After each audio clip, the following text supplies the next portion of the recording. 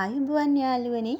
ඉතින් මම අද ගම ගෙදර කුස්සියට අරගෙන ආවි ඉදුණු අඹ ගෙඩියකින් අඹ පානයක් හදාගන්න හැටි. මුලින්ම අපේ දෑත් පිරිසිදු කරලා ගන්න ඕනේ. ඒ වගේම අඹ ගෙඩිය හොඳට සෝදලා ලෙලි ඇරලා මෙන්න මේ වගේ පුංචි කැබලි වලට කපලා ගන්න. ඔයාට බ්ලෙන්ඩරයක් තියෙනවා නම් වැඩි පහසුයි මේක කරගන්න. ඉක්මන් බොහොම. එහෙම නැත්නම් අපේ අත් පිරිසිදු කරලා අතින් උනත් පොඩි කරලා මේක පෙරලා ගන්න පුළුවන් මේ අඹ ටික.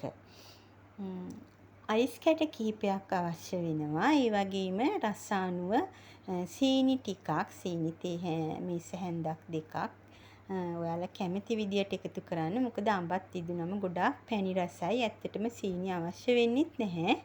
ලුණු ස්වල්පයක් ඒත් අවශ්‍ය නම් පමණක් දාගන්න.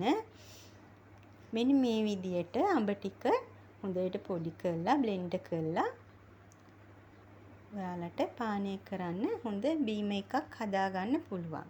ඉතින් අපි මේ වගේ දේවල් අපි නිවසේදීම පුළුවන් තරම් හදාගන්න උත්සාහ කරමු. ආයුබෝවන් ඔබ සැමට සුවබර දිවියක්.